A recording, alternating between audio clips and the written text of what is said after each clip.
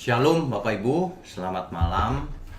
Kita memasuki sesi kedua dari kitab 1 Raja-Raja.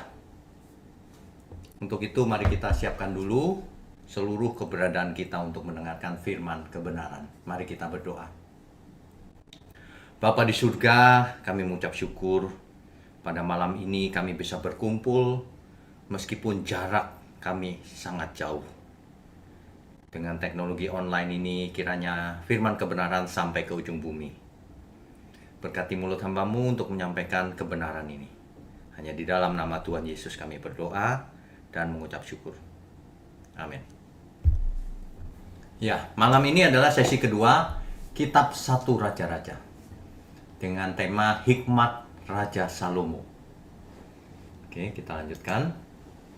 Bapak Ibu, ini hanya untuk menyegarkan ingatan kita bahwa Salomo itu adalah anak Raja Daud dengan Batsheba. Ya, ini.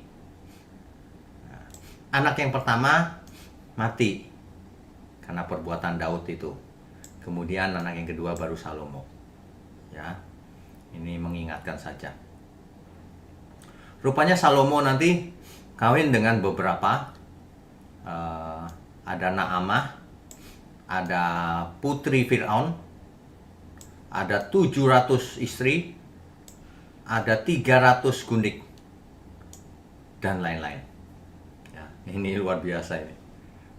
Oke, kita lanjutkan dulu. Kita mulai dengan pembacaan pasal ketiga. 1 Raja-Raja pasal 3, ayat 1 sampai 4. Ya. Lalu Salomo menjadi menantu Fir'aun, Raja Mesir. Ia mengambil anak Fir'aun dan membawanya ke kota Daud. Kota Daud itu maksudnya Yerusalem ya. Sampai ia selesai mendirikan istananya dan rumah Tuhan. Dan tembok sekeliling Yerusalem. Begitu ya. Nah, hanya bangsa itu masih mempersembahkan korban di bukit-bukit pengorbanan. Kenapa? Sebab belum ada dirikan rumah untuk nama Tuhan. Belum ada bait Allah pada waktu itu. Dan Salomo menunjukkan kasihnya kepada Tuhan dengan hidup menurut ketetapan-ketetapan Daud. Pesan Daud ayahnya ketika mau mati itu dilakukan semuanya. Hanya ia masih mempersembahkan korban sembelihan dan ukupan di bukit-bukit pengorbanan. Pada suatu hari, raja pergi ke Gibeon untuk mempersembahkan korban. Ya. Sebab disitulah bukit pengorbanan yang paling besar. 1000 korban bakaran dipersembahkan Salomo di atas mezbah itu. Bayangkan saudara, 1000 kambing atau domba. Waduh, besar sekali loh itu. Ya. Oke, kita coba pakai highlight ya. Ini Gibeon nih. Jadi Gibeon ada di sini, sedangkan Yerusalem ada di sini. Jadi Salomo pergi ke Gibeon untuk mempersembahkan 1000 korban bakaran. Oke, kita lanjutkan dulu ya. Di Gibeon itu, Tuhan menampakkan diri kepada Salomo dalam mimpi. Jadi mimpinya yang dialami Salomo ini terjadinya di Gibeon. Ketika ia mempersembahkan korban bakaran, korban sembelihan tadi itu. Ya, korban bakaran. 1000 lagi. Nah, di mimpi itu Tuhan berkata kepada Salomo, mintalah apa yang hendak kuberikan kepadamu. Jarang loh Tuhan menawarkan manusia untuk minta apa, jarang. Tapi Salomo disuruh minta apa? Nanti kuberikan. Lalu Salomo berkata begini, engkaulah yang telah menunjukkan kasih setiamu yang besar kepada hambamu Daud ayahku. Sebab ia hidup di hadapanmu dengan setia, benar dan jujur terhadap engkau. Dan kau telah menjamin kepadanya kasih setia yang besar itu, dengan memberikan kepadanya seorang anak yang duduk di tahtanya seperti pada hari ini. Ini perkataan Salomo ini. Maka sekarang ya Tuhan, Allahku, Engkaulah yang mengangkat hambamu ini menjadi raja menggantikan Daud ayahku, sekalipun aku masih sangat muda dan belum berpengalaman. Demikianlah hambamu ini berada di tengah-tengah umatmu yang kau pilih, suatu umat yang besar, yang tidak terhitung dan tak terkira banyaknya.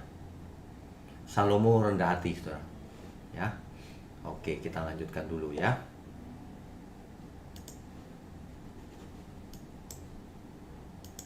Ya. Nah, di ayat ke-9 saya bacakan ya. Maka berikanlah kepada hambamu ini. Salomo menjawab nih, hati yang faham menimbang perkara untuk menghakimi umatmu. Salomo nggak minta kekayaan, nggak minta yang lain, saudara. Salomo minta hati yang faham, hati yang mengerti untuk memecahkan perkara, untuk menghakimi umat, untuk memimpin umat, dengan dapat membedakan antara yang baik dan yang jahat. Sebab siapakah yang sanggup menghakimi umatmu yang sangat besar ini?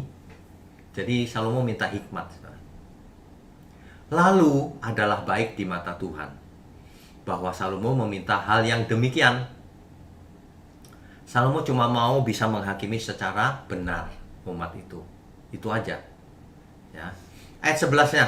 Jadi berfirmanlah Allah kepadanya, oleh karena engkau telah meminta hal yang demikian. Apa tadi itu? Hikmat ya. Dan tidak meminta umur panjang, atau kekayaan, atau nyawa musuhmu, melainkan pengertian untuk memutuskan hukum. Jadi Salomo minta hikmat akal budi. Untuk apa?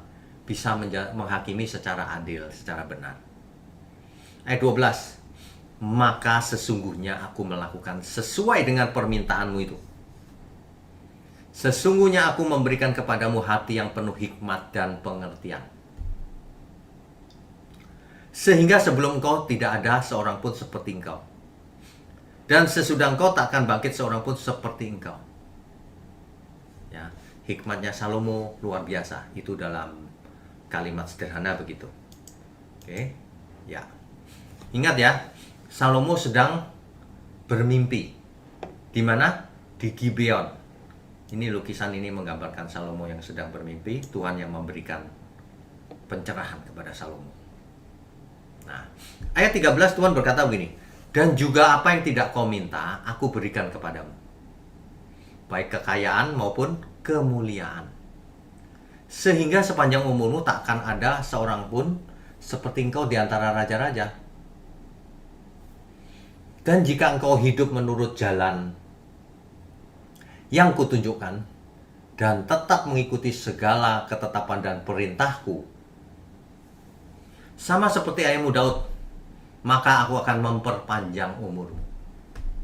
Dikasih umur panjang juga. Lalu terjagalah Salomo. Ternyata ia bermimpi. Di perjanjian lama, saudara, kalau seseorang bermimpi, itu dinamakan penglihatan juga. Jadi Tuhan bisa bicara lewat mimpi dan lewat langsung juga, ya. Sekembalinya ke Yerusalem, lalu Salomo balik kan dari Gibeon ke Yerusalem. Berdirilah ia di hadapan tabut perjanjian Tuhan. Ingat ya, tabut perjanjian sudah dibawa Daud ke Yerusalem ketika itu. Ya. Dipersembahkannya korban-korban bakaran dan korban-korban keselamatan. Kemudian ia mengadakan perjamuan bagi semua pegawainya. Inilah Salomo, saudara.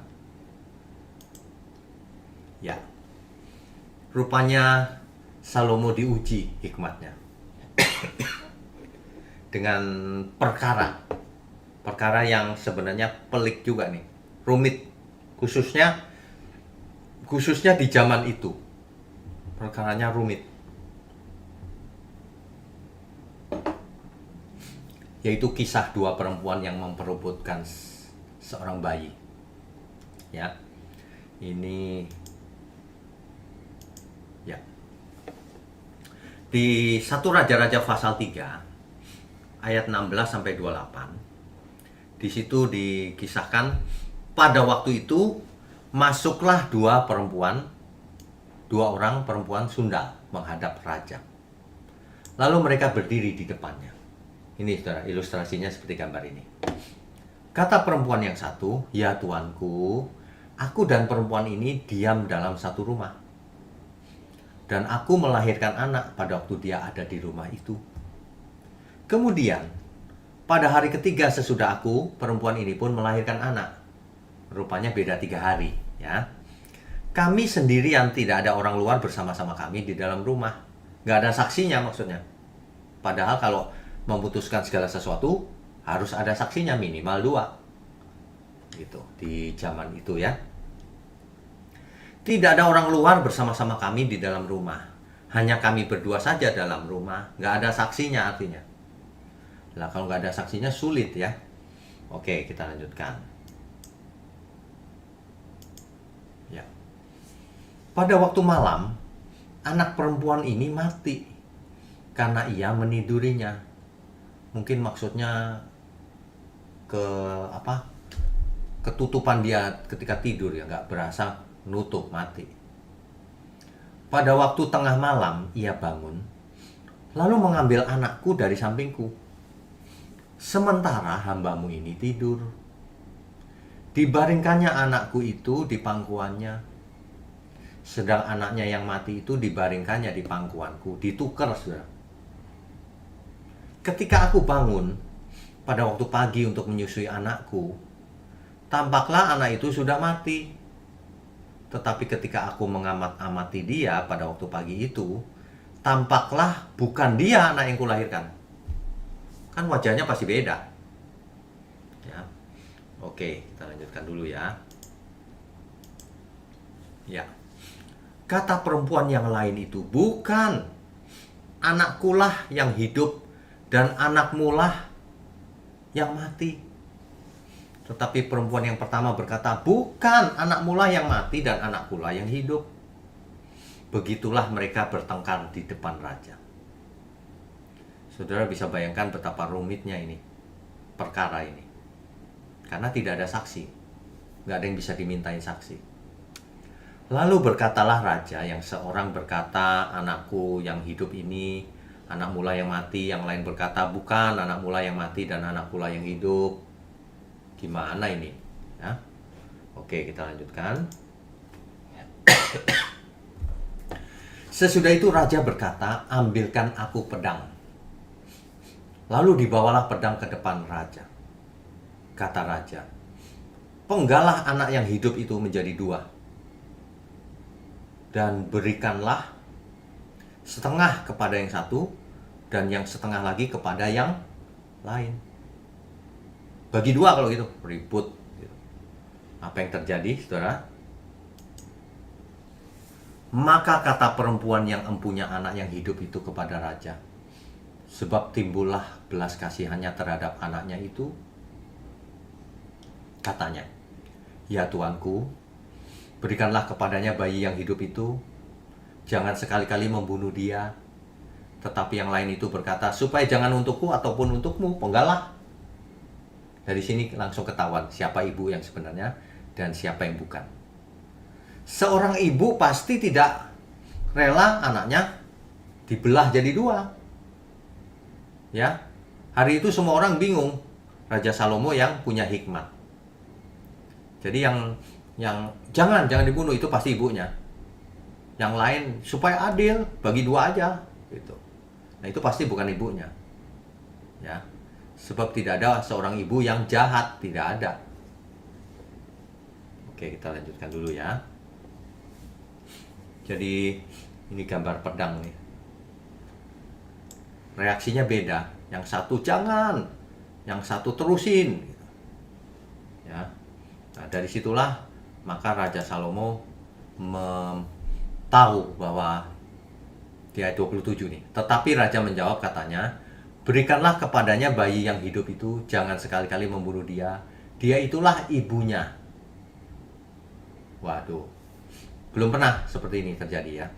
Kalau kita zaman sekarang kita sudah membaca kisah ini ya kita tahu solusinya. Tapi dulu ketika seseorang dalam pengadilan itu mengandalkan 2 saksi minimal, ini persoalan rumit karena tidak ada saksinya.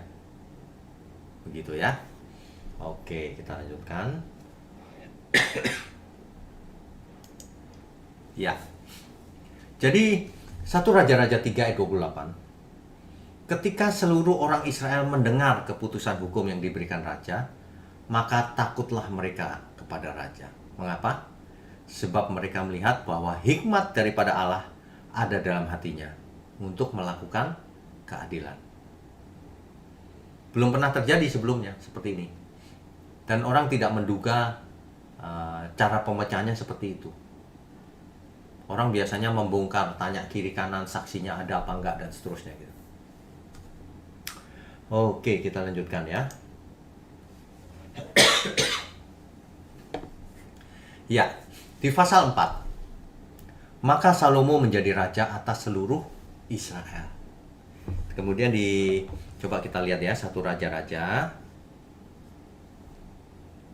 1 Raja-Raja pasal 4. Ya.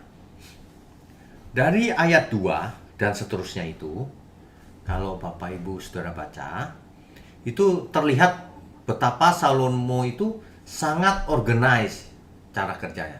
Sangat rapi terorganisasi. Dia tunjuk semuanya pembagian wilayah dan pejabat-pejabat yang memimpin wilayah itu, yang mengatur wilayah itu. Ayat 2-nya, inilah para pembesarnya. Zadok menjadi imam. Ya. Elihoref dan Ahia menjadi panitera negara. Yosafat bin Ahilud menjadi bendahara negara, dan seterusnya. Benaya bin Yoyada menjadi panglima. Zadok dan Abiatar menjadi imam. Semua posisi dalam kenegaraan sudah diatur oleh Salomo sedemikian rapinya. Inilah Salomo.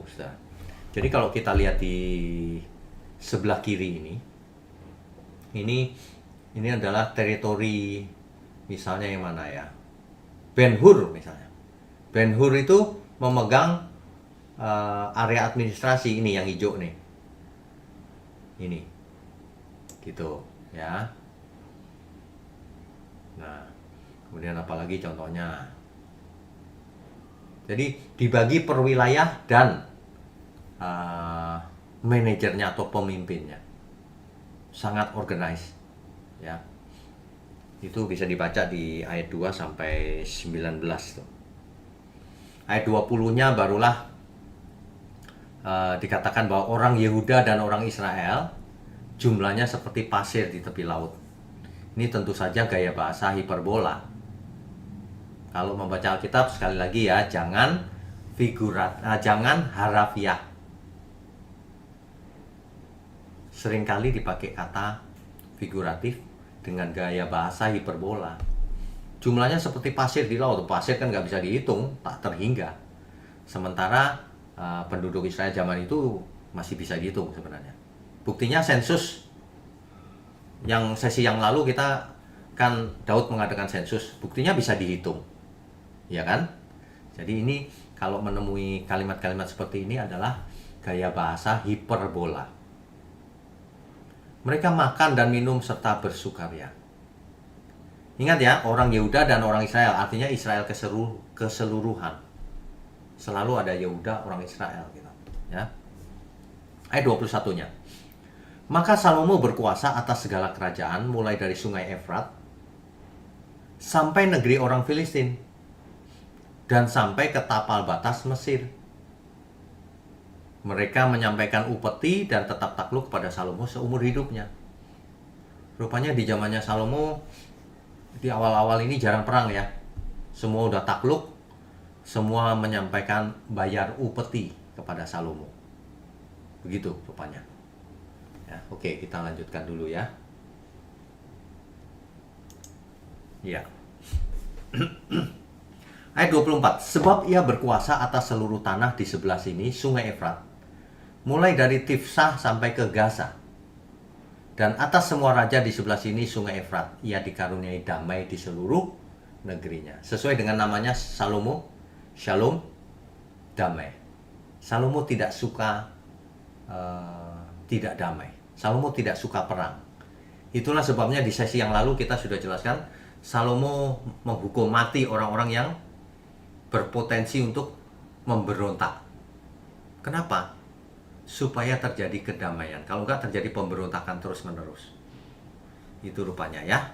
Nah, ayat 25. Sehingga orang Yehuda dan orang Israel diam dengan tentram, masing-masing di bawah pohon anggur dan pohon aranya.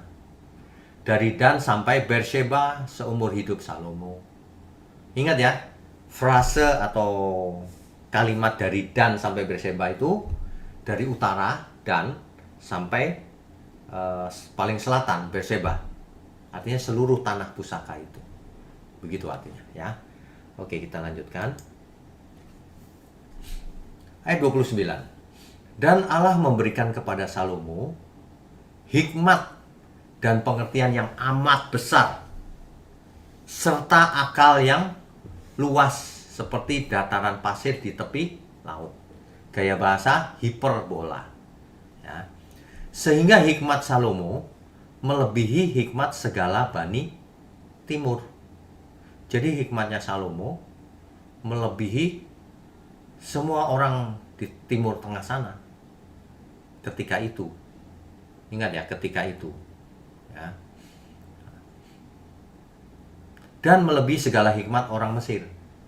Orang Mesir pun kalah. Ia lebih bijaksana daripada semua orang. Daripada Etan, orang Ezrahi itu, daripada Heman, Kalkol, dan Darda, anak-anak Mahol. Sebab itu ia mendapat nama di antara segala bangsa sekelilingnya. Rupanya Salomo sangat terkenal karena hikmatnya. Nanti di sesi-sesi mendatang kita akan melihat bahwa seorang ratu namanya Ratu Sheba jauh-jauh datang ingin melihat Salomo. Bijaksananya seperti apa sih, gantengnya seperti apa sih gitu. Nanti di sesi-sesi mendatang. Sampai-sampai ditulis di Perjanjian Baru nanti. Bahwa ratu dari selatan itu datang menemui Salomo karena hikmatnya. Ya. Itu kita bahas di sesi-sesi mendatang. Oke, kita lanjutkan dulu. Salomo ini memang luar biasa. Ia menggubah 3.000 amsal. Bayangkan, saudara. Bikin amsal 3.000. Kalau cuma 5-10 ya gampang lah. Tapi kalau ribuan, tentu sulit. Harus ada hikmatnya. Dan nyanyiannya ada 1.005 jumlahnya. Ngarang lagu 1.005, saudara. Ia bersajak tentang pohon-pohonan, tentang ilmu tumbuh-tumbuhan. Dari pohon aras yang di gunung Lebanon sampai kepada hisop yang tumbuh pada dinding batu. Ia berbicara juga tentang hewan, zoologi. Ia pintar tentang ilmu tentang hewan, dan tentang burung-burung, dan tentang binatang melata, dan tentang ikan-ikan. Ya. Tapi Salomo heran. Ada beberapa hal yang ia tidak mengerti. Bagaimana ular itu bisa berjalan di atas cadas yang licin, padahal nggak ada kakinya. Tapi yang ia paling heran adalah tingkah lakunya seorang laki-laki yang sedang jatuh cinta. Kok bisa begitu berubah? Wah, itu misteri cinta itu ditulis oleh Salomo juga. Ya, ayat 34. Maka datanglah orang dari segala bangsa mendengarkan hikmat Salomo. Jadi banyak sekali yang datang mendengarkan hikmat Salomo, bukan perang. Dan ia menerima upeti dari semua raja-raja di bumi yang telah mendengar tentang hikmatnya itu. Itulah sebabnya istrinya 700, gundiknya 300. Itu merupakan bagian dari upeti. Setiap raja membawa untuk dipersembahkan kepada Salomo. Itu adalah basa-basi zaman itu. Kalau seseorang menghormati sang raja, dia kasih hadiah, gitu ya. Oke. Salomo juga menulis kitab Pengkhotbah. Kalau saudara baca Alkitab, ada yang namanya kitab Pengkhotbah. Itu tulisan Salomo. Kidung Agung juga tulisan Salomo. Dan sebagian besar dari kitab Mazmur ditulis oleh Salomo, tidak semuanya. Karena kitab Mazmur itu adalah kumpulan dari tulisan-tulisan.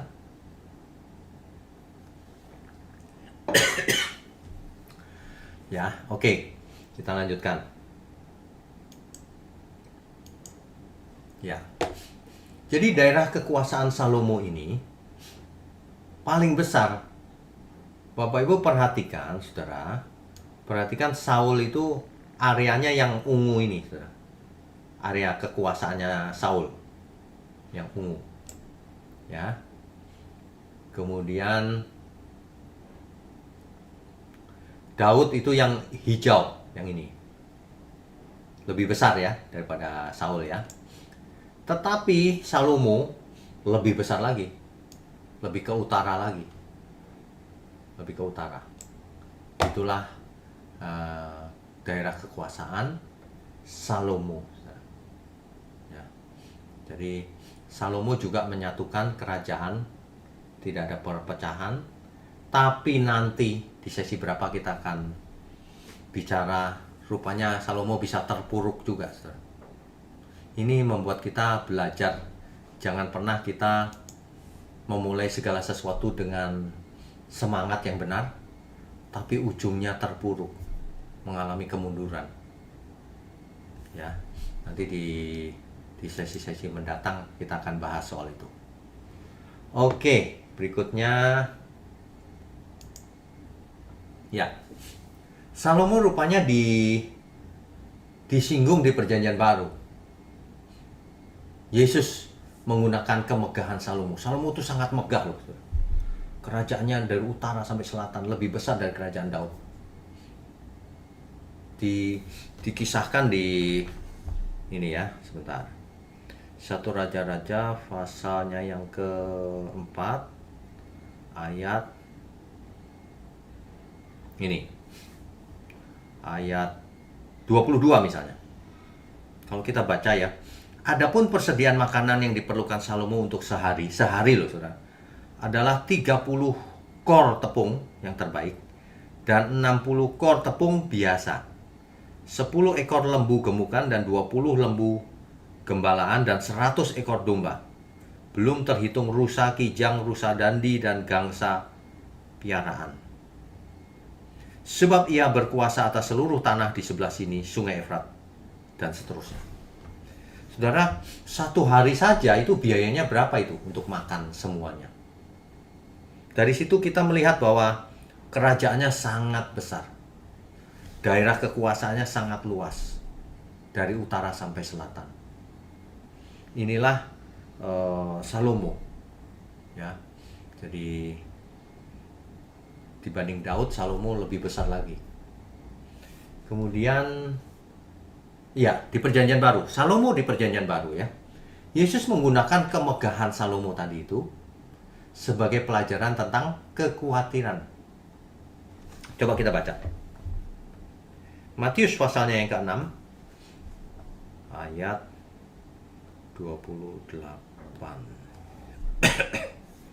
Ya, saya bacakan ya.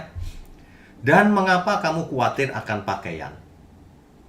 Perhatikanlah bunga bakung di ladang, yang tumbuh tanpa bekerja dan tanpa memintal. Namun aku berkata kepadamu, Salomo dalam segala kemegahannya pun tidak berpakaian seindah salah satu dari bunga itu. Apa ini artinya, saudara? Raja Salomo itu kan megah sekali ya. Pakaiannya pasti megah. Aksesoris emas pasti banyak. Mahal.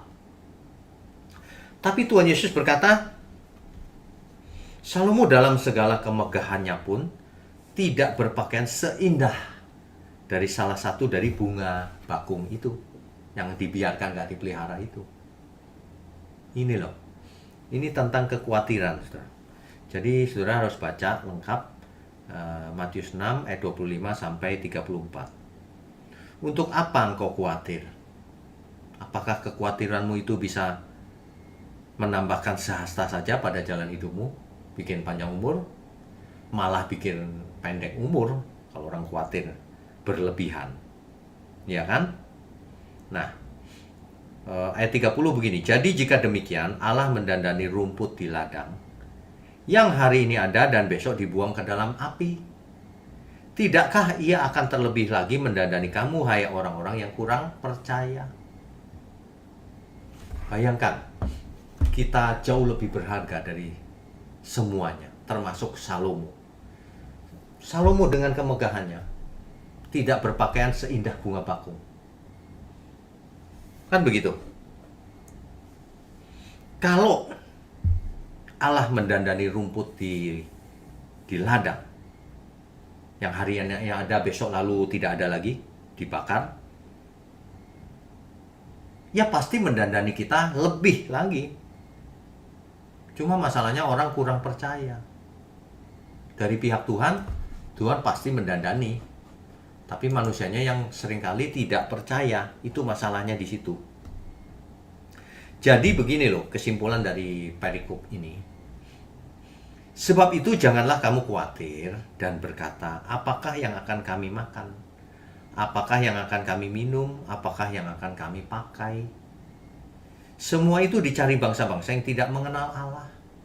Maksudnya, orang yang tidak mengenal Allah mengutamakan makanan, minuman, pakaian, harta duniawi. Maksudnya itu. Akan tetapi Bapamu yang di surga tahu bahwa kamu memerlukan semuanya itu.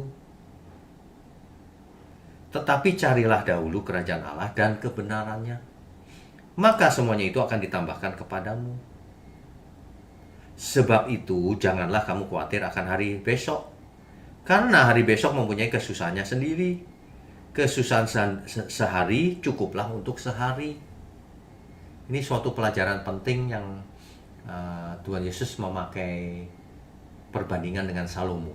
Salomo yang megah aja, kalah indahnya dengan bunga bakung. Kalau rumput itu cuma sehari umurnya lalu dibakar, kita jauh lebih berharga di mata Tuhan. Maka dari itu nggak usah khawatir, kerjakan bagian kita, jangan malas. Itu yang penting di situ, jangan malas, ya.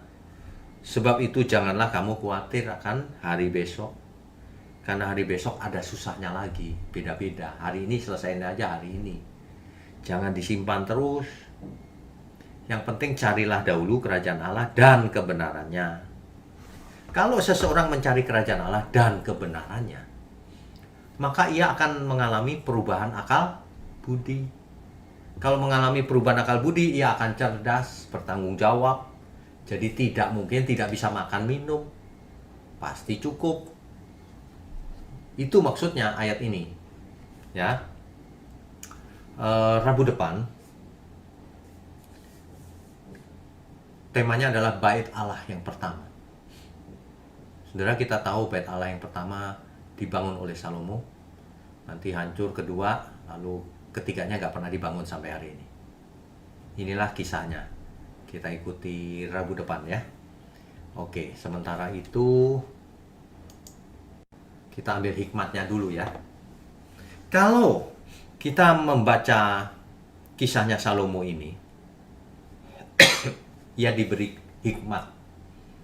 Ia ditawarin sesuatu, ia tidak minta kekayaan, tidak minta umur panjang, tapi minta hikmat. Seharusnya kita semua juga begitu. Ini contohnya ini. Lah kok banyak orang datang ke gereja malah minta kekayaan. Minta apa lagi? Minta semua berkat fisik. Coba bayangkan. Tuhan sendiri berkenan terhadap permintaan Salomo. Tuhan berkata itu baik adanya. Iya kan? Nah, kalau orang sekarang malah diajarin supaya minta kekayaan, supaya minta uang, minta tokonya laris. Ini banyak sekali loh ajaran yang salah ini. Mintalah hikmat sama Tuhan, supaya kita bisa membedakan mana yang benar, mana yang salah. Mintalah hikmat. Kaya tidak kaya tidak masalah. Kalau orang berhikmat tidak mungkin tidak bisa makan. Ya mungkin tidak kaya tapi nggak masalah, kalau makan bisa. Gitu loh. Jadi jangan meleset, saudara. Perjanjian lama aja sudah hebat Salomo. Mintanya hikmat. Hari ini orang diajari mintanya kekayaan. Ya. Waduh, ini benar-benar parah loh. Tapi orang tidak apa? Ini bukti bahwa banyak orang tidak belajar Alkitab. Buktinya, kalau orang belajar pasti waktu doa minta hikmat, ya. Iya. Jadi kalau berdoa jangan mintanya, Tuhan aku minta uang, aduh minta uang lagi. Lihat Salomo minta hikmat supaya kita mengerti kebenaran. Kalau kita mengerti kebenaran, kita berubah hidupnya. Kan begitu. Coba dibaca Roma ya, kitab Roma.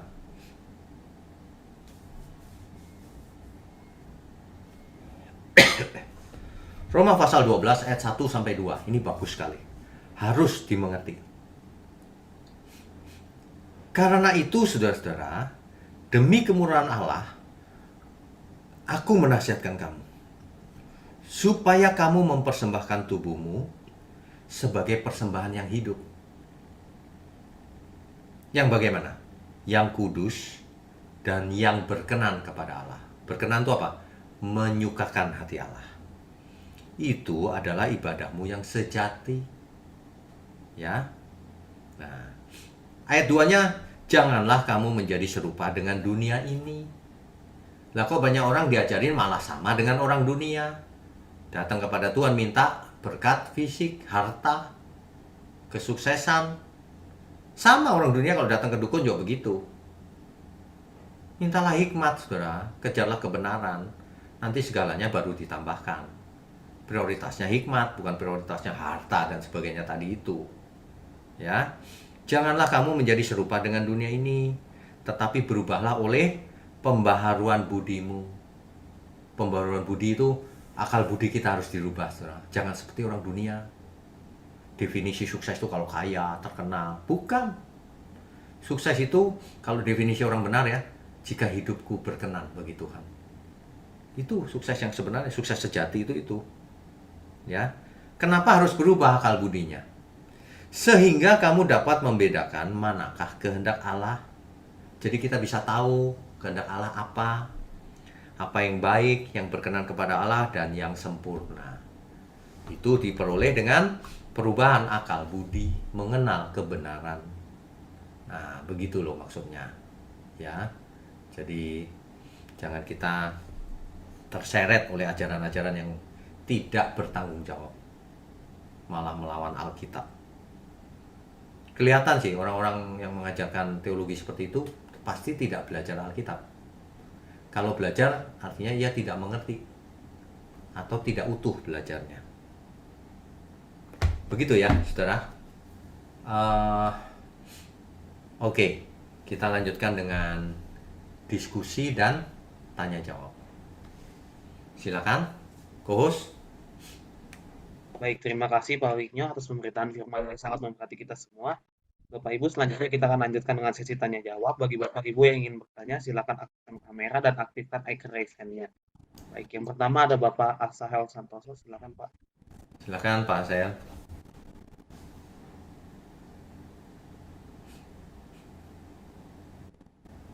Selamat malam Pak Wigno. Selamat malam. Ya, saya mau tanya. Yang pertama tadi kan Salomo meminta hikmat kepada Tuhan, Ya, lalu diberi hikmat. ya. Pertanyaan saya, hikmat itu diturunkan langsung atau melalui proses?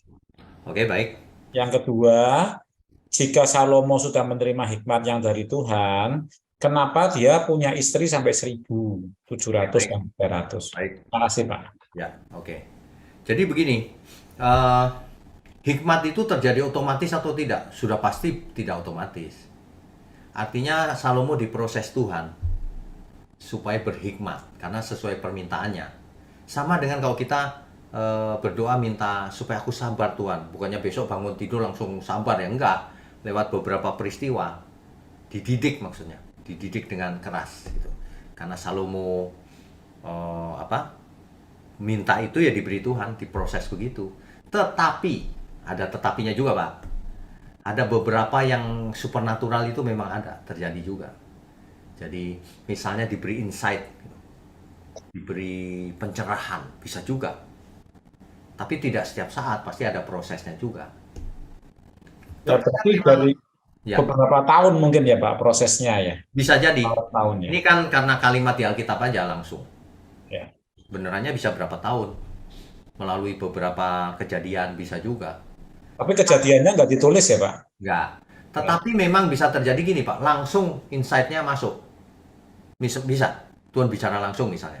Bisa. Tapi nggak full ya, bertahap juga.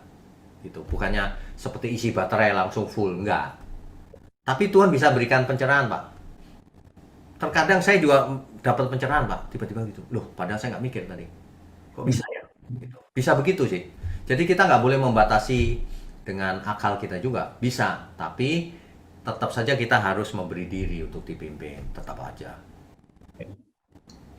Yang Ya. kedua apa tadi Pak? Yang kedua, kalau Salomo itu mendapat hikmat dari Tuhan, kenapa dia bisa jatuh dalam hal perempuan ya, 700 plus 300 itu? Oke, yang 700 plus 300 itu bukan jatuh Pak. Itu setiap segala bangsa datang, kasih upeti. Upeti bisa emas dan sebagainya, salah satunya ya itu. Diberi istri sebagai istri, misalnya dengan Mesir misalnya. Salomo menikahi Raja Mesir, Fir'aun. Kenapa? Supaya damai. Nah, seringkali transaksinya seperti itu. Hari itu masih relevan Pak, hari itu ya. Hanya untuk sebagai supaya damai. Nah, jadi hikmahnya Salomo itu memang tidak bisa dibandingkan dengan hikmahnya Perjanjian Baru Pak. Tetap saja Perjanjian Baru puncaknya. Cuma Tapi pada akhirnya, gara-gara istri banyak itu, Salomo jatuh ya Pak? betul. Nanti kita Nah, akan. pada saat dia jatuh itu, apakah dia masih berhikmat atau tidak ya Pak? Kalau dia jatuh ya pasti seperti orang berhikmat tapi jatuh dalam dosa gitu Pak. Bukan berarti lalu jadi bodoh atau apa ya, enggak. Iya. Tapi dia sadar harusnya. Gitu. Yang jadi pertanyaan kenapa di akhir hidupnya malah menyembah dewa-dewa istrinya yang Mesir itu. Ya. Itu dia. Ya. Baik, terima kasih Pak. Ya, Tuhan berkati. Ya. Berikutnya. Baik, selanjutnya Ibu Maria Krisantiana, silakan Bu. Ya, silakan. Selamat malam, Pak. Selamat malam semua. Pak, mencari kerajaan Allah itu maksudnya itu kan kalau pagi bangun tidur kita berdoa, melakukan pujian gitu. Bukan hanya itu, Bu. Mencari kerajaan Allah dan kebenarannya. Jadi maksudnya kita harus belajar mencari kehendak Allah. Firman kebenaran, belajar Alkitab, melakukannya semuanya, seluruh hidup kita. Bukan saya kalau membaca Alkitab kan enggak harus pagi. Loh, ya nggak harus pagi memang. Oh. Kapan? Terus, ya. Iya. Kedua, saya mau nanya lagi, kalau saya berdoa itu, saya tuh memohon kepada Tuhan itu keselamatan, kesehatan, dan rezeki yang berkecukupan. Apa itu salah ya? Ya enggak sih. Salah ya enggak, Bu. Namanya berdoa ya, minta ini, minta itu ya enggak masalah. Cuman jangan sampai kita menjadi kebangetan gitu loh. Yang diutamakan itu terus. Itu salah kalau itu. Kalau cuma berdoa minta itu ya enggak salah sih sebagai manusia. Tapi yang penting kita harus mengerti kebenaran gitu loh. Jangan itu diutamakan, enggak belajar kebenaran. Karena yang terjadi begitu kan. Banyak orang diajari kasih perpuluhan tapi nggak diajar kebenaran, karakternya nggak berubah. Nah itu nggak boleh yang begitu, harus utuh ngajar itu. Iya. Ya udah itu aja, makasih. Tuhan berkati. Ya berikutnya. Baik, selanjutnya ada Bapak Mulyono. Silakan Pak Mulyono. Silakan. Malam Pak Wiknya. Selamat malam. Saya ada 2 pertanyaan. Ya. Tapi tadi yang pertama itu rasanya sudah didahului oleh Pak Asel tadi ya. Oh iya. Udah didahului. Cuma saya ada sedikit yang nambahin gitu Pak. Iya. Pada waktu Salomo naik menjadi raja itu kan masih muda kan Pak. Ya. Terus dia kan bermimpi, di mimpinya itu minta hikmat. Ya. Nah berarti latar belakangnya Salomo itu memang sebelumnya itu apakah kurang berhikmat ataukah memang orangnya sudah pinter, berhikmat sedikit terus dia minta hikmat atau gimana Pak? Latar belakangnya Salomo. Itu yang Sebenarnya itu. sederhana, Iya, Pak. Kenapa Salomo minta hikmat? iya. Karena ia berhikmat. Ia tahu yang paling penting adalah hikmat. Itu sebenarnya. Jadi Salomo sudah berhikmat, cuma ya hikmatnya pasti tak terbatas kan. Makanya minta kepada Tuhan. Gitu. Sebenarnya udah pinter berarti dia Pak. Hikmat. Iya, iya. Berarti yang dikasih Tuhan hikmat terus itu ada peristiwa dua perempuan tuh langsung instan ya Pak? Bisa digunakan ya langsung hikmatnya? Iya, tapi kan kalimat di Alkitab ini bukan berarti besoknya kan, bukan begitu Pak. Suatu peristiwa, nggak tahu berapa lama kan, gitu. Ya, ya, ya. Oke, tadi udah dijawab waktu pertanyaan yang pertama tadi. Yang kedua ini Pak, ini refer dari yang lalu-lalu Pak. Saya pernah tanya, pada waktu perjanjian lama itu orang meninggal, yang baik maupun yang jahat, Ya. itu kan masuk di alam maut. Saya pernah tanya itu kan Pak. Itu Dan di saya juga, lama, ya. Ya perjanjian lama. Terus Ya. saya juga bicara waktu itu bahwa pada Pak Wiknyo itu dimasukkan penjara aja atau disiksa. Terus Pak Wiknyo kan bilang itu cuma dimasukkan aja, bukan disiksa. Nah, tapi saya nemukan keadaannya tersiksa, Pak. Keadaannya tersiksa. Baik yang orang benar maupun yang jahat. Iya, suasananya tidak kondusif di situ, tidak enak suasananya. Oh. Soalnya saya menemukan di Lukas ini, Pak. Ya. Ayat pasal 16 ayat 24 itu pada waktu Lazarus itu, Pak. Ya. Kenapa? Itu di kalimat terakhir. Sebentar ya. Sebab aku sangat kesakitan dalam nyala api ini. Iya. Itu berarti kan disiksa kan Pak di sana. Nah, dalam nyala api. Nah ini kalau baca Alkitab nggak boleh harafiah Pak. Mana ada ya, api? Gimana? Di dunia roh mana ada api Pak? Oh terus penjelasannya roh ini. di sini. Artinya keadaannya tersiksa. Keadaannya sangat tersiksa. Artinya itu. Baik orang jahat maupun orang baik pada waktu itu Pak. Orang baik tidak diceritakan tersiksa seperti ini. Ini adalah orang jahat. Orang yang jahat ya. Ya. Terus satu lagi Pak. Ya. Pada waktu perjanjian lama, Henokh dan Elia itu langsung terangkat ke surga kan? Bukan itu surga. Ke surga atau enggak Pak? Itu gimana? Bukan surga. Iya gimana? Jadi, dia diangkat ke suatu tempat yang kita tidak tahu. Tapi tidak dimatikan lebih dahulu, tetap hidup. Artinya apa? Artinya suatu tempat secara fisik, bukan dunia roh. Kan itu fisik, tidak mati kan? Tidak. Jadi nggak ikut di alam maut ya Pak? Dia ya, nggak ikut. Ya. Gitu. Khusus dua orang itu ya Pak ya berarti ya. Yang lain kan? Tetapi Musa juga nggak ke alam maut Pak. Buktinya Musa ketemu Tuhan Yesus. Iya, saya juga mau tanya itu Musa dan Elia kok bisa ketemu Tuhan Yesus gitu. Iya, artinya Musa tidak di alam maut. Gitu. Musa memang mati. Ya, tetapi dia muncul ketemu Tuhan Yesus. Artinya apa? Artinya rohnya tidak ke alam maut gitu. Itu artinya. Apakah itu di langit dan bumi yang baru sudah disediakan waktu itu, Pak? Satu tempat itu. Kita tidak bisa bicara seperti itu. Kalau cuma kemungkinan bisa-bisa saja, tapi bukan itu mungkin. Kenapa? Karena di zamannya Nabi Yesaya. Nabi Yesaya kan jauh setelah Musa ya Pak. Nabi Yesaya bernubuat, sesungguhnya aku menciptakan langit yang baru dan bumi yang baru. Itu. Nah, di kitab Petrus ditulis bahwa sesungguhnya kita menantikan langit yang baru dan bumi yang baru. Gitu. Jadi apakah itu di langit baru bumi baru? Bisa ya, bisa tidak. Kita tidak tahu. Tapi yang jelas itu di dunia fisik karena nggak mati. Ya, ya. Gitu. Oke, itu aja Pak Wiknya. Ya, Makasih. Makasih Pak. Ya. Oke, berikutnya. Baik, selanjutnya ada Bapak Edo. Silakan Pak Edo.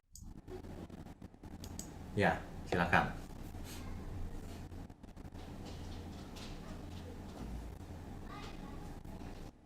Ya, sudah. Oh iya, oke. Pak, selamat malam Pak Wimio. Selamat malam.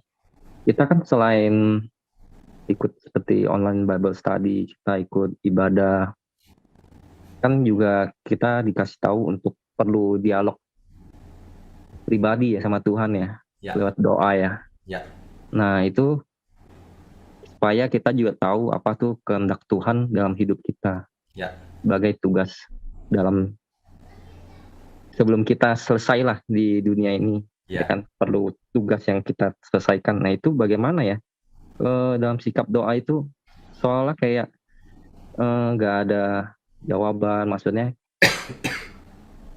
nggak terlihat, kayak ngawang-ngawang gitu ya.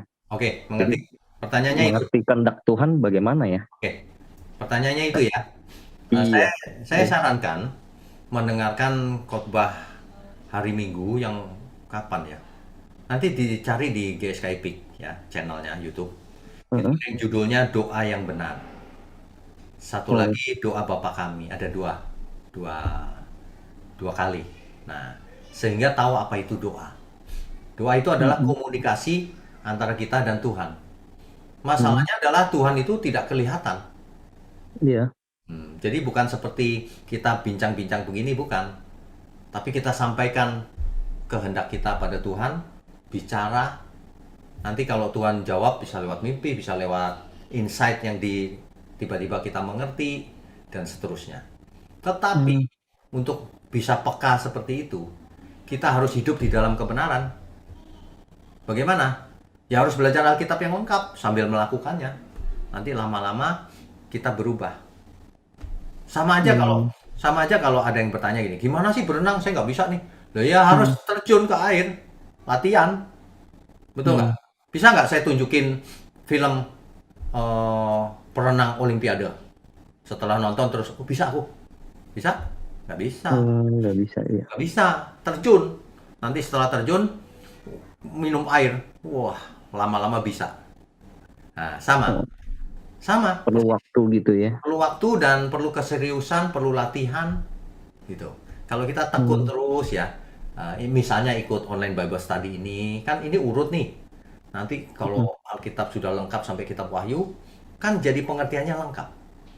Tapi jangan nunggu sampai lengkap lalu baru berubah kelakuan, jangan, mulai sekarang. Itu sebabnya kalau saya bahas Perjanjian Lama, tetap aja dampaknya ke Perjanjian Baru saya sampaikan di akhir. Kita tuh harus begini gitu. Oh. Jadi Tadi yang learning by doing. Yang doa Bapa Kami nyarinya di YouTube GSKI Peak ya? Ya. Ya. Oh. Oke. Di search saja gampang kok. Kalau enggak ya hubungi WA saya bisa kirim channel kita dan link kita. Oke. Ya. Ya, terima kasih. Oke. Ya, Tuhan berkati. Ya. Berikutnya. Baik, selanjutnya ada Bapak Rafli Rinaldi. Silakan Pak Rafli.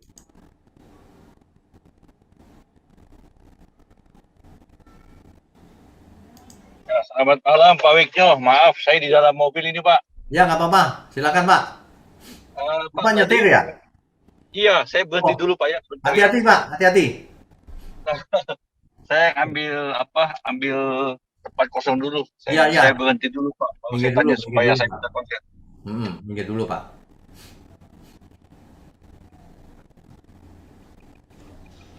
Oke. Ya. Mengenai Salomo ini Pak ya, kalau saya baca tadi penjelasan dari Bapak juga, ini sepertinya memang tidak ada yang bisa kita teladani Pak ya. Karena biasanya kan orang kalau Buddha itu foya-foya, tua baru agak hidup di dalam kesalehan Pak ya. Ya. Sementara Salomo ini malah kebalikannya. Tua waktu muda kaya raya, tetapi ketika tua malah jatuh di dalam penyembahan berhala. Ya. Tetapi yang ingin saya mau tanyakan juga Pak, ini mengenai hikmat yang didapat oleh Salomo. Ya. Kalau dilihat sini, apakah hikmat itu bisa hilang? Karena ketika dia dapat hikmat, dia bisa memutuskan perkara yang sulit, tetapi ketika dia tua, tidak ada lagi hikmatnya. Atau mungkin kalau menurut saya hikmat ini hikmat yang berbeda Pak. Artinya hikmat yang diberikan Tuhan kepada Salomo ini adalah hikmat di dalam hal memerintah Pak, bukan di dalam hal yang lain. Karena mungkin hikmat ada beda-beda Pak ya. Saya kurang ngerti ya. Kalau menurut saya seperti itu, apakah seperti itu Pak? Itu yang pertama ya. Nah, saya jawab dulu ya Pak. Ya. Pak. Oke. Hikmat itu apapun tetap hikmat Pak. Yang diminta Salomo kalimatnya sederhana, supaya aku bisa membedakan yang baik dan yang buruk. Supaya aku bisa mengadili, menghakimi umatmu dengan adil, dengan benar. Itu artinya hikmatnya yang diminta. Nah, apakah orang berhikmat bisa jatuh dalam dosa? Bisa saja. Bisa saja. Hari ini siapa yang berhikmat bisa jatuh dalam dosa juga. Itu sebabnya di Perjanjian Baru sangat ditekankan, diperingatkan, hati-hati, kamu jangan mau diajak begini begitu, kamu jangan bergerombol sama orang-orang pencemooh dan sebagainya. Itu karena bisa rusak, Pak. Kebiasaan yang pergaulan yang buruk merusak kebiasaan yang baik, bisa juga masih itu. Jadi hikmat di sini bukan di dalam hal hikmat memerintah, Pak ya, karena kan hikmat itu kan adalah salah satu bagian daripada karunia roh, Pak ya. Kalau kita baca di kisah Korintus 12 kan, Pak ya, kan ada karunia hikmat. Termasuk memerintah, Pak, Termasuk ya. termasuk karena ditulis di Alkitab segala bangsa takjub sama dia, ingin dengar hikmatnya, kan gitu kan? Ya. Artinya dalam memerintah juga. Tetapi dalam hal ini hikmat itu tidak bisa menjaga Salomo ini sampai hidup pada kesetiaannya kepada Tuhan ya, pada hari tuanya, Pak ya. Dia gagal di dalam hal ini, Pak. Soal kesetiaan balik lagi ke kehendak bebas, Pak. Oke, Pak. Yang kedua. Selanjutnya ada Ibu Eni Panggawean, silakan Bu. Ya, silakan. Di unmute dulu, Bu.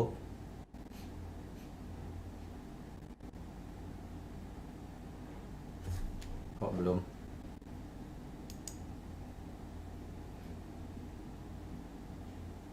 Sudah belum? Udah, Pak. Ya. Pak Wigno, saya mau nanya ya, Pak, mengenai hikmat ini. Ya. Kita mendengarkan firman Tuhan juga salah satu hikmat dari Tuhan ya, Pak. Betul. Nah, kita sebagai orang percaya, kadang-kadang gini, Pak, untuk saat memang kita kan lebih banyak non sekulernya nih dibandingin sekulernya ya, Pak. Ya. Nah, bagaimana kita cara untuk mengeksekusi hikmat tersebut gitu loh, Pak, dalam kehidupan kita sehari-hari. Oh, oke, mengerti. Kembali kepada itu, Bu, pengertian akan kebenaran. Kalau seseorang mengerti kebenaran semakin utuh, maka eksekusinya semakin benar. Kalau pengertinya sepotong-sepotong, bisa salah eksekusinya. Oke. Jadi harus utuh, kebenaran itu harus utuh. Ya. Nanti kalau utuh dan memang dihidupi setiap hari, nanti eksekusinya benar, Bu. Oh, iya, Pak. Ya. Nah, kalau itu Pak, kita kan selalu kalau berdoa tuh kan selalu minta dari Tuhan untuk hikmatnya gitu ya, Pak ya. Ya. Nah, itu maksudnya poin untuk kita tuh apa Pak yang dimaksud seperti itu ya, Pak? Hikmat yang kita ini. Oke. Hikmat dalam bertindak atau ya banyak ya Pak dalam kita bertindak atau untuk mengeksekusinya itu Pak. Ya semuanya, Bu. Ya. Seluruh hidup seperti kata Roma 12 ayat 1 sampai 2 tadi. Iya. Pembaruan akal budi supaya kita bisa membedakan ini loh kehendak Allah tuh yang ini. Ya. Yang baik, yang berkenan, yang sempurna itu yang ini, bukan yang itu gitu. Nah, itu.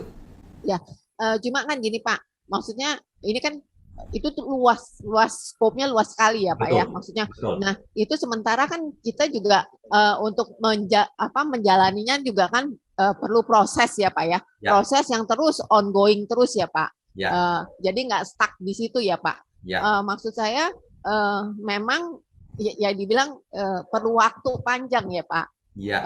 Ininya bahkan seluruh hidup kita gitu ya Pak. Betul. Nah termasuk peristiwa atau kejadian sehari-hari ya Pak ya, yang itu harus kita cermatin juga ya Pak, termasuk ya, itu ya. Jadi setiap kejadian Bu. Ya, setiap kejadian dan peristiwa yang kita alami ya Pak ya. Betul.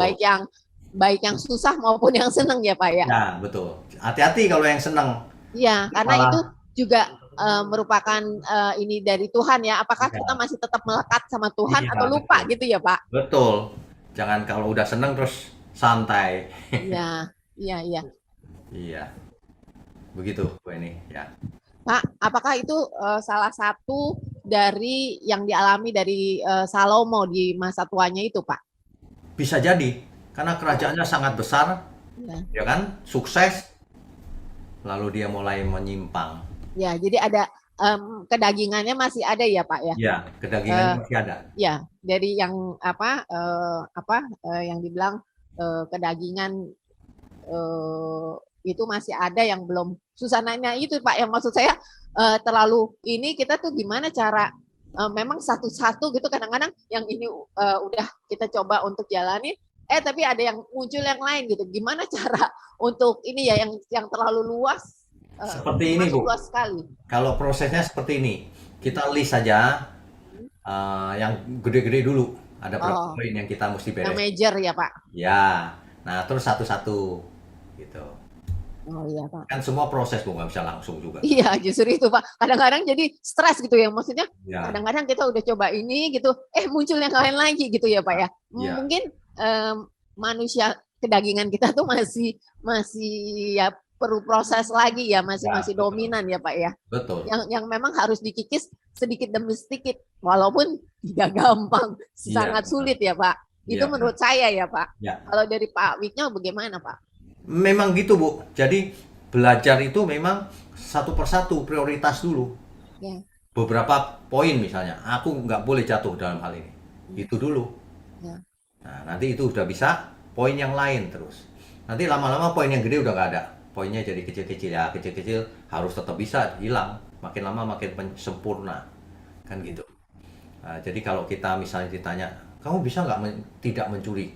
Ya bisa dong, masa tidak bisa? Enggak, aku pasti mencuri lah, kan gimana itu? Enggak, aku bisa gitu. Nah, itu prosesnya pelan-pelan memang, step by step. Iya. Dan juga dari kemauan kita yang kuat ya Pak untuk Ya, karena kalau nggak disertai dengan kemauan kuat juga takutnya iya betul Pak. ditekun juga. Iya. Mungkin sebentar suami saya mau menambahkan Oke, Pak. ya silakan. Baik, terima kasih Pak Wiknyo. Kalau saya menambah dari hikmat yang ditanyakan istri, Ya. apakah gimana caranya kalau kita dalam satu pekerjaan pekerjaan sekuler ya Pak?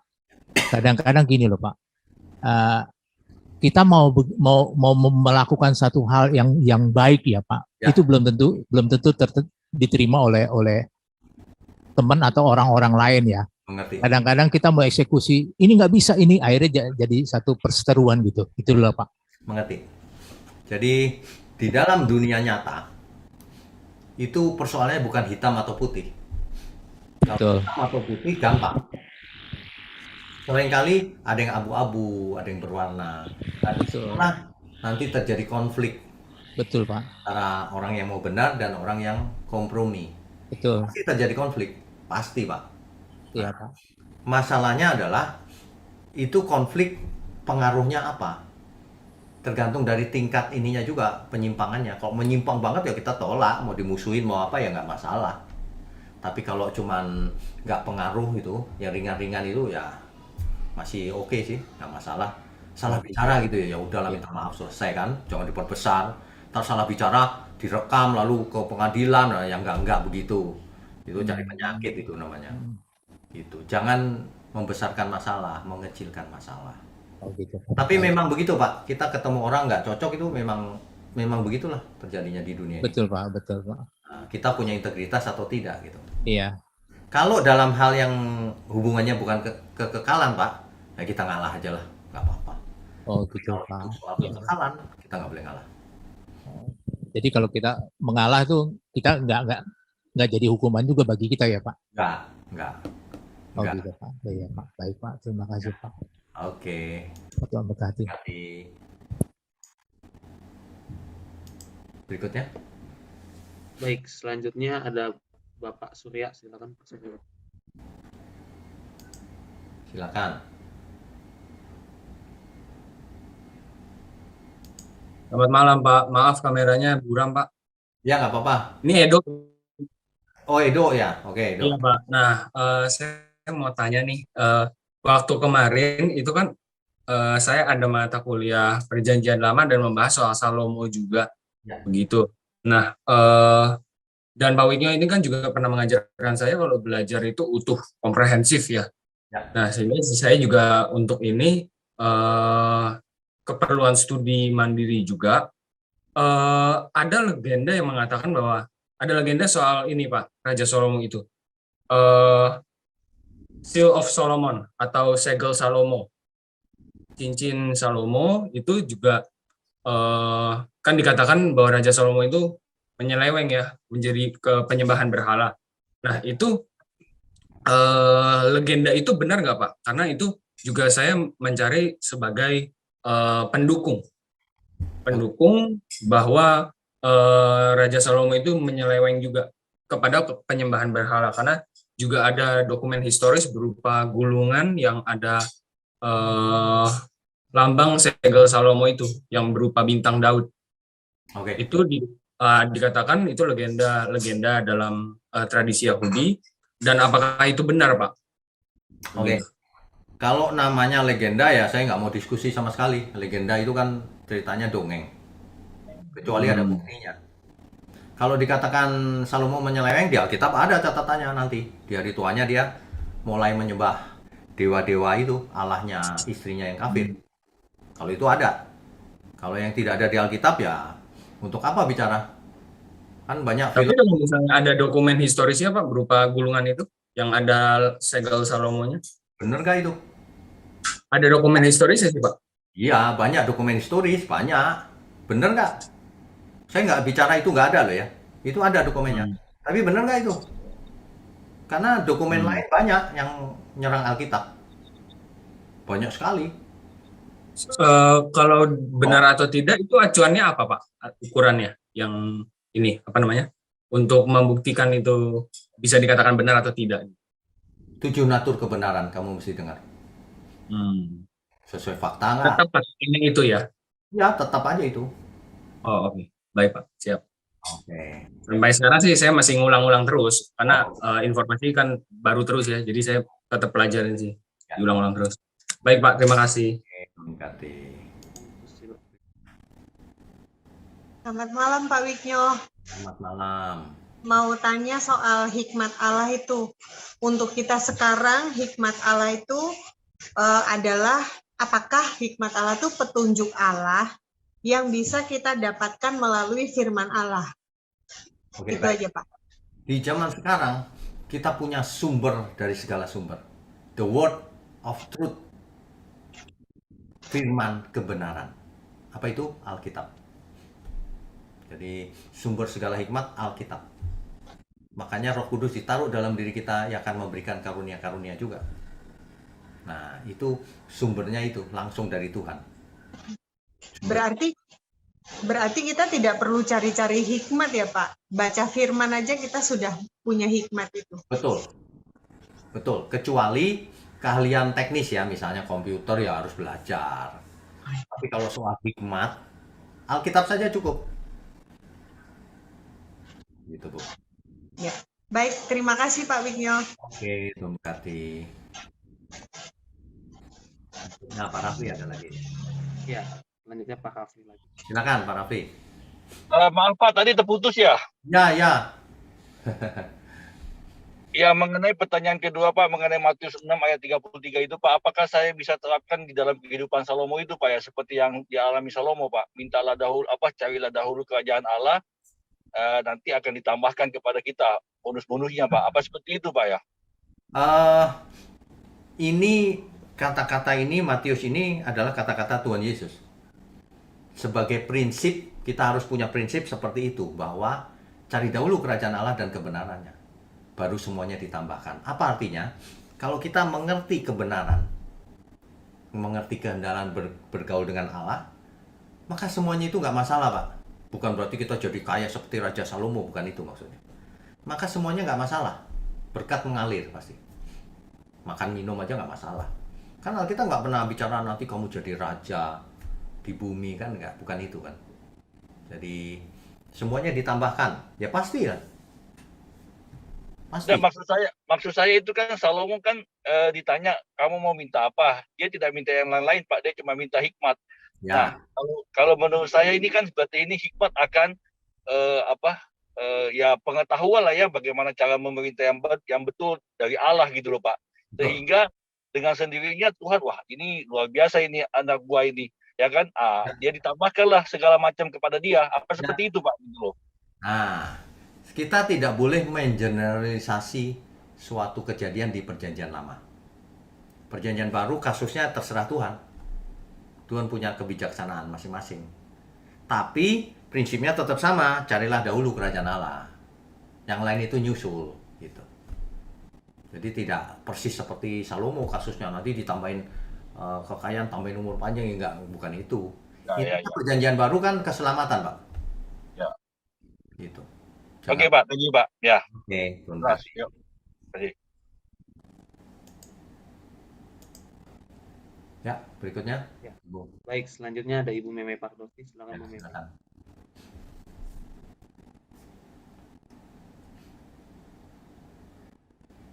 Shalom Pak Wina, selamat malam.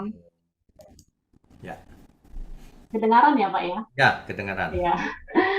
Oh ya, terima kasih Pak untuk waktu dan juga mendapatkan hikmat ya dari pengajaran yang Bapak sampaikan.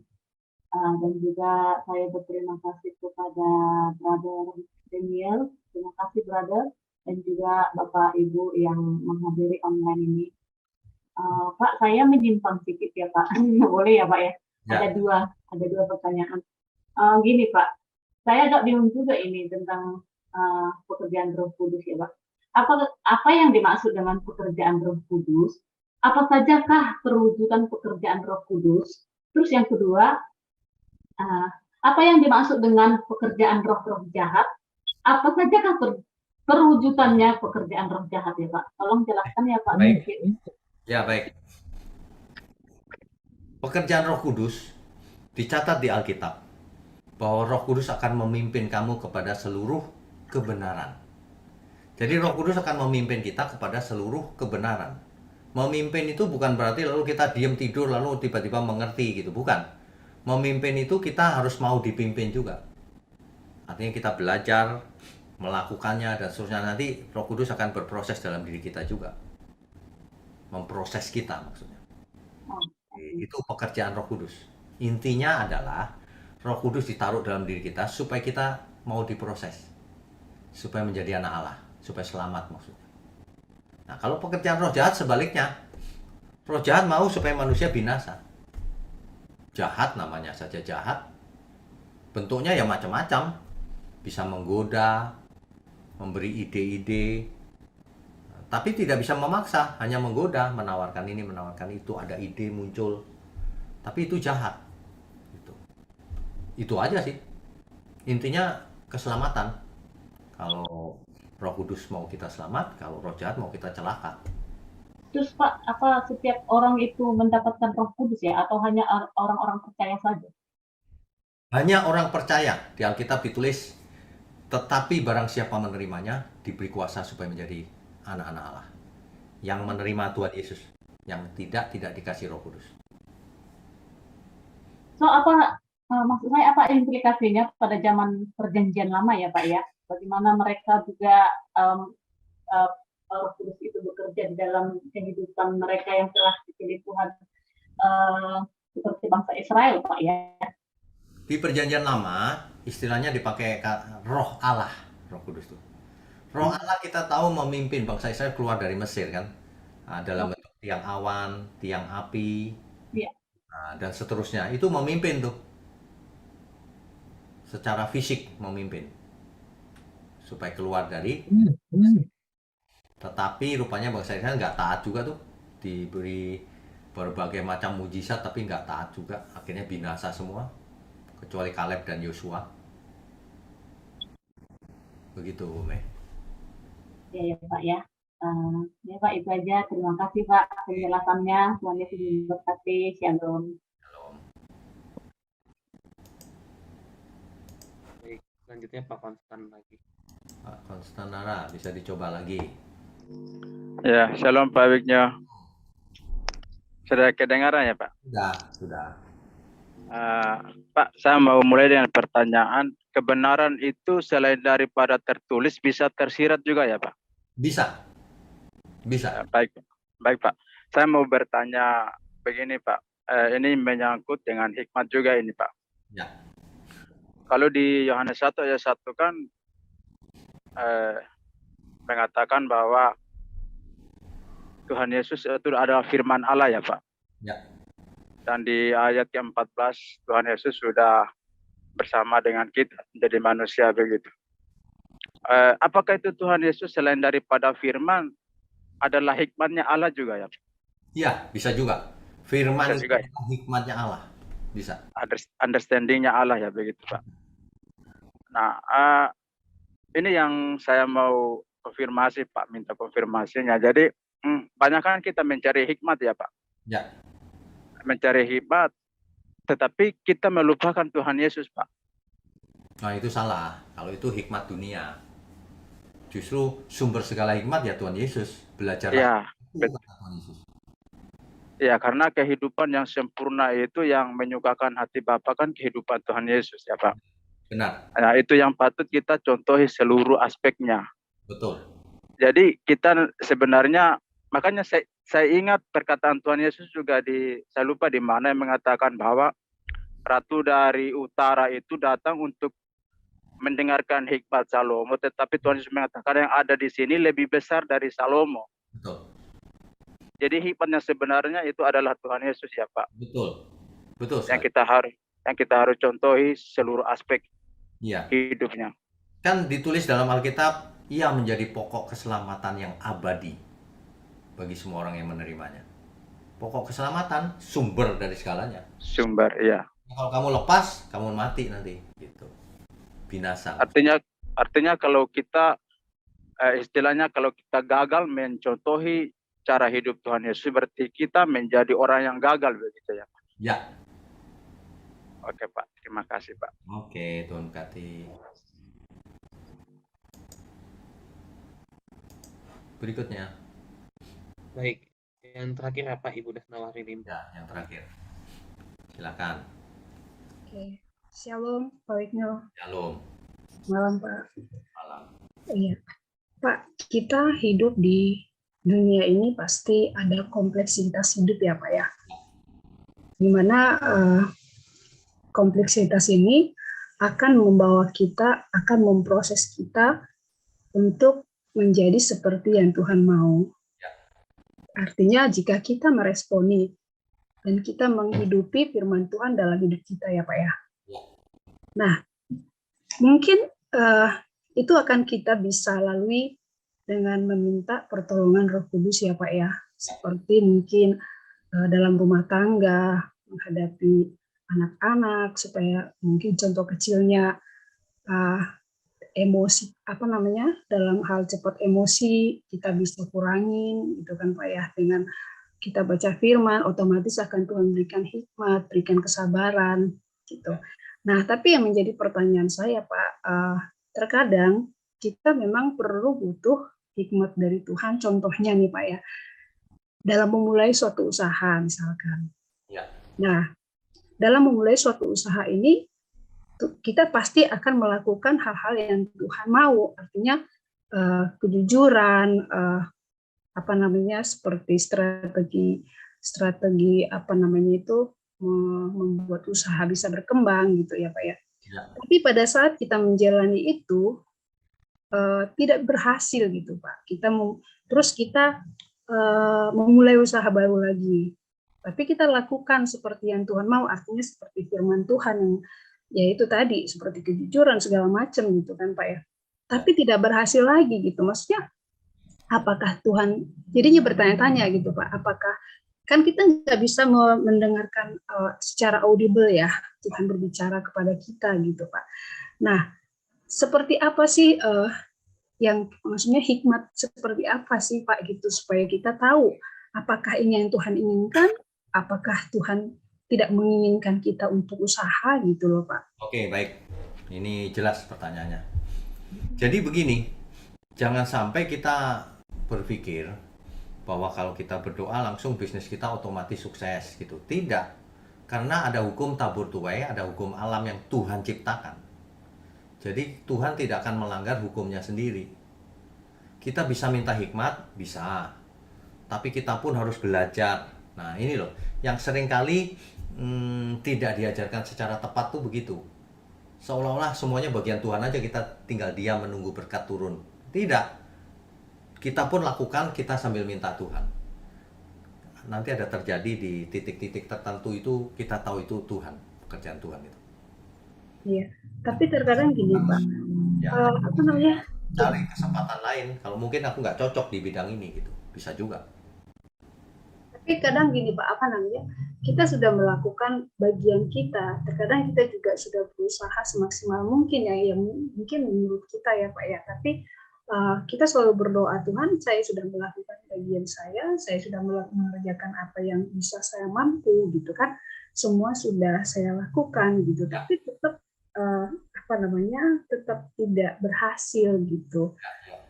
Jadi terkadang gini Pak, apa namanya? Apakah kita berpikir apakah jadi kita itu saya pengen melakukan sesuatu gitu. Terkadang pikiran, misalkan kita berdoa, dan menurut Pak itu salah nggak sih kalau misalkan saya berdoa, misalkan istilahnya usahakan selalu dibilang bahwa kita bekerja, kita memiliki usaha, bukan untuk memperkaya diri, tapi artinya nantinya itu untuk pekerjaan Tuhan juga gitu loh. Jadi besar kerinduan hati kita, misalkan melakukan suatu usaha, nanti usaha ini berkembang, ini akan untuk pekerjaan Tuhan juga loh Tuhan. Apakah salah berdoa seperti itu?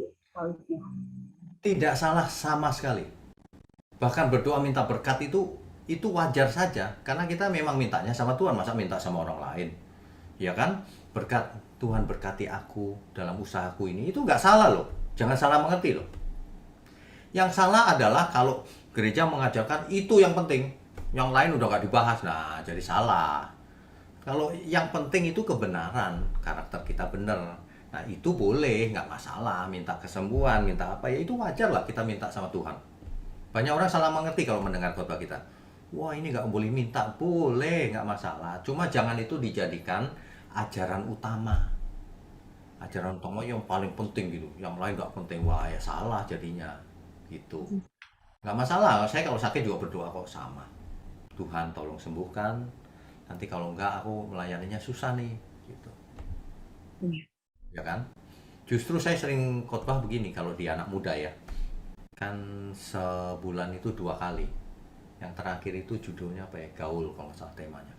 Justru saya sarankan ya anak muda kerja keras, belajar yang pintar, cari uang sebanyak mungkin. Nanti uangmu itu untuk jadi berkat bagi banyak orang. Nggak hanya gereja, semua sekelilingmu, saudaramu yang nggak bisa makan, anak, orang tua, saudara-saudara, oh banyak. Sukses, jangan gagal. Kita tidak anti itu, cuma kita jangan salah, nanti itu jadi yang utama. Ya. Dan terus tadi Pak Wisnu bilang untuk anak-anak muda, jadi nyambung ke sini nggak apa-apa ya Pak ya? Nggak apa-apa. Nah, seperti saya kan punya anak perempuan paling kecil usia 15 tahun Pak. Setiap hari selalu bercerita tentang firman, kan Tuhan bilang kan sampaikan firman Tuhan kepada anakmu baik dia duduk, berdiri, tidur gitu kan. Nah, terkadang saya berbicara sama anak saya untuk jadi nanti kamu cita-citamu pun kamu harus lakukan untuk memuliakan Tuhan gitu kan. Jadi untuk apapun yang kamu lakukan untuk Tuhan gitu. Tapi terkadang anak kita seusia itu sepertinya belum mengerti penuh gitu loh Pak. Apakah ini wajar? Jadi kalau misalkan dia melakukan sesuatu, contohnya dalam olahraga gitu, dia ingin berprestasi, tapi dia ingin pengakuan gitu loh Pak, dilihat temannya supaya lebih istilahnya lebih keren lah apa gitu. Apakah kita harus paksakan apa yang di dalam pikiran kita ke mereka? Apakah untuk anak seusia itu masih wajar gitu loh Pak? Jangan dipaksakan. Kita tidak bisa memaksakan sepatu kita ke orang pribadi yang lain meskipun itu anak kita. Kan umurnya jauh beda, pengalamannya beda, ya kan? Iya. Harus disampaikan dengan bahasa yang halus.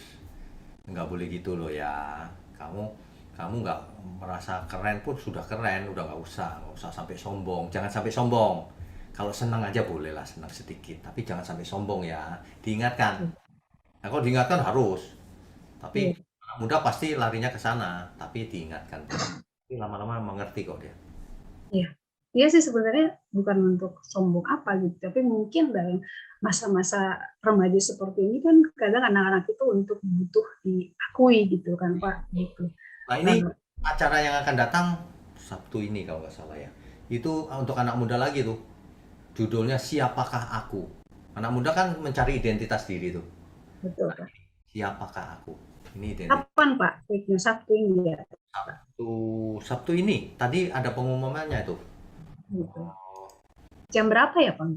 Jam 6:30 sore di channel GSKI Peak. Baik Pak. Jadi di channelnya GSKI Peak tuh. Oke. Ya. Itu di Sabtu. Ya. 29 Oktober. Oh 29. 29 Sabtu depan berarti ya Pak ya? Sabtu depan di GSKI Peak channelnya ya. Iya Pak. Oke. Kan itu ada serinya tuh, baru ini pertemuan keempat nanti Sabtu depan ya. Mestinya ikut tuh. Saya bahas masing-masing tuh. Nanti ada keuangan, ada ini, ada itu gitu. Gitu. Berarti ini udah yang keempat ya Pak? Keempat. Oke. Berarti sebelumnya harus nonton di YouTube lagi ya Pak ya? Cari GSKI Peak dari sesi 1 deh untuk anak muda. Baik Pak. Ya, oke. Makasih ya Pak. Tuhan berkati. Amin. Malam ini sudah selesai ya, jam berapa? 8:30 lebih loh. Daniel. Ya Pak. Ya, terima kasih ya untuk malam ini jadi co-host. Sama Pak. Ibu, saudara sekalian, kita tundukkan kepala yuk. Bapa di surga, kami mengucap syukur kalau kami sudah mendengar firman kebenaran. Biarlah dari apa yang kami dengar, kami bisa mendapatkan hikmatnya yang benar untuk kami aplikasikan dalam hidup kami sehari-hari. Terima kasih Bapak. Mohon berkati setiap tangan yang mendukung pekerjaanmu. Mohon berkati semua yang mendengar, baik yang online maupun yang nanti mendengar di YouTube, dan yang mengerti serta melakukannya. Terima kasih. Hanya dalam nama Tuhan Yesus kami berdoa dan mengucap syukur. Haleluya. Amin. Saudara sekalian, bicara soal kebenaran, setiap orang merasa benar. Makanya semua kecap di nomor 1 kan. Ada orang yang mengatakan saya paling benar, ini paling benar, itu paling benar. Mana sebenarnya yang paling benar? Oleh sebab itu, hadiri seminar 7 natur kebenaran dan aplikasinya. Seminar ini wajib dihadiri oleh para teolog, apologet, pengkhotbah, bahkan oleh para jemaat sendiri, agar kita bisa membedakan manakah yang benar, manakah yang salah. Inilah alat uji kebenaran yang sangat objektif dan alkitabiah. Pastikan saudara ikut dan ajak seluruh saudara dan sahabat-sahabat. Bapak-bapak dan ibu-ibu yang terkasih dimanapun berada, yuk kita belajar pelajaran Alkitab bersama secara online setiap hari Rabu jam 7 malam bersama Pendeta Bapak Wiknyo Tanto secara online, bisa melalui Zoom. Tetapi kita harus mendaftarkan dulu ke nomor berikut ini. Selamat bergabung dan Tuhan Yesus memberkati.